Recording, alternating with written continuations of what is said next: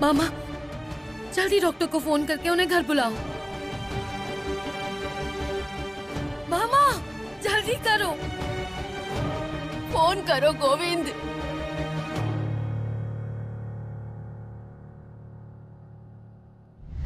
त्रिशूल, आइए doctor.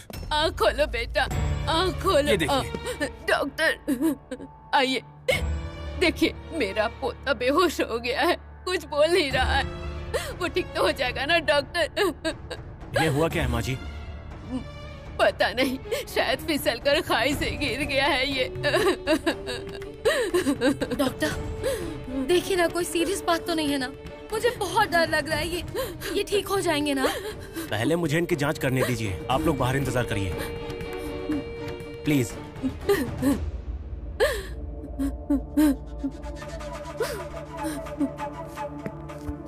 Madam, आप भी।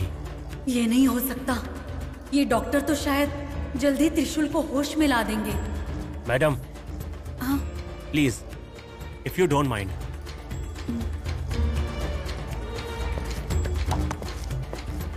भगवान जी, मेरे बेटे की रक्षा कीजिए भगवान जी। मैं आपको 100 नारियल चढ़ाऊंगी, हर दिन आपकी पूजा करूंगी, बस मेरे बेटे को ठीक कर दीजिए भगवान जी। मधुमती, अपने आप को संभालो, त्रिशूल को कुछ भी नहीं होगा, भगवान सब ठीक करेंगे। वो आखिर वहाँ करने क्या गए थे पता नहीं। अगर सुबह मुझे आइडिया लग जाता तो मैं उन्हें जाने ही नहीं देती। मुझे भी यही समझ नहीं आ रहा। जिस लड़के ने आज तक कभी मुझसे 2 शब्द प्यार की बात नहीं की, उसने सुबह मुझसे बड़े प्यार से बाय कहा। कुछ तो गड़बड़ जरूर है जो समझ नहीं आ रहा। पता नहीं किसकी नजर लग गई हम सबको। डॉक्टर साहब, मेरा बेटा कैसा है? हाँ, वो ठीक तो हो जाएगा ना? उसे गहरी चोट तो नहीं आई है ना? मैंने पट्टियां कर दी हैं। लगता है जैसे आपका बेटा आत्महत्या करना चाह रहा था।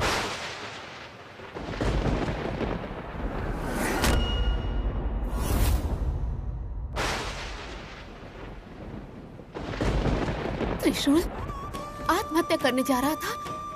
नहीं, मेरा बेटा कभी ऐसा नहीं कर सकता है।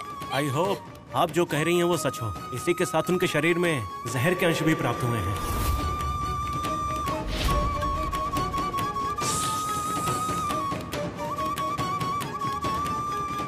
ये सब देखने पर ही आत्महत्या की कोशिश लग रही है मुझे।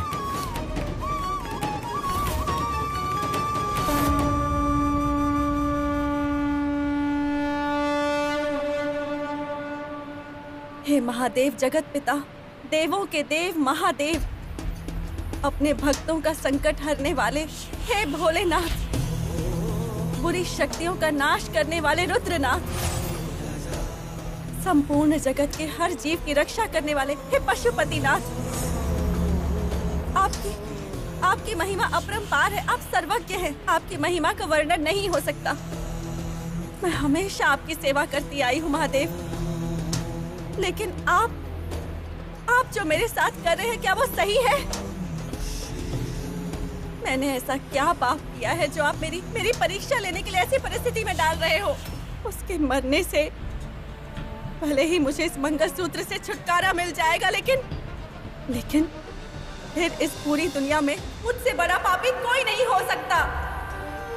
अपने स्वार्थ के लिए किसी और की जान लेने वाली महापापी बन जाऊंगी मैं।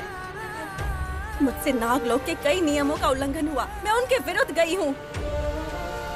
हाँ, त्रिशूल ने मुझसे मेरे आदिशेष से दूर कर दिया। मेरी मर्जी के खिलाफ उसने मुझसे शादी की। उसने ये सारी गलतियाँ की हैं, लेकिन इन सब की सजा मृत्युदंड नहीं हो सकती। नहीं, मैं ऐसा कभी सोच भी नहीं सकती भगवान। हे महादेव, मैं नहीं जानती कि आप क्या करेंगे, लेकिन आपको त्रिशूल की जान बचानी होगी। रक्षा कीजिए प्रभु। जब भी कोई नागलोकवासी संकट में होता है तो रक्षा करने वाले वासुकी, इस वक्त मैं भी तो संकट में हूँ। परोक्ष रूप से त्रिशूल की इस हाल की जिम्मेदार मैं हूँ। कृपा करके उसकी जान की रक्षा कीजिए वासुकी, उसे बचा लीजिए। उसका पूरा परिवार उस पर निर्भर करता है। उस परिवार के साथ, उन दो दयालु माँओं के साथ ऐसा अन्याय मत कीजिए। मुझे इसे बचाना होगा। कृपा कीजिए वासुकी, मेरी मदद कीजिए मेरी।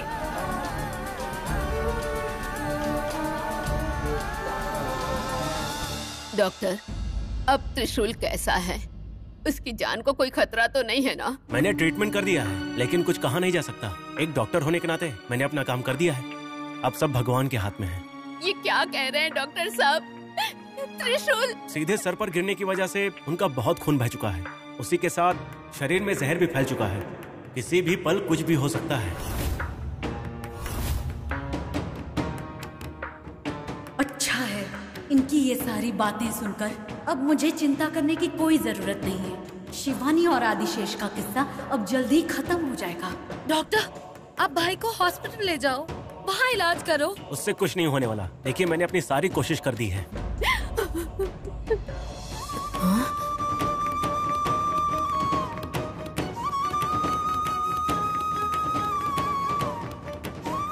डॉक्टर साहब, देखिए, आपके रोने से कुछ होने वाला नहीं है। आप अपने आप को संभालिए। अगर उनके किस्मत में लिखा होगा तो उन्हें कुछ नहीं होगा।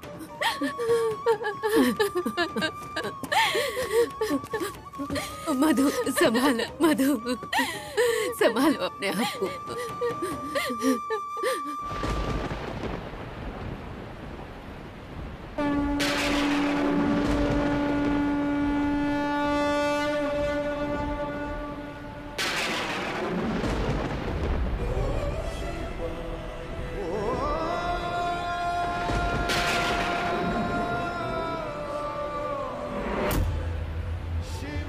शिवानी, तुम्हारे संकट का एक ही उपाय है, देववन की संजीवनी।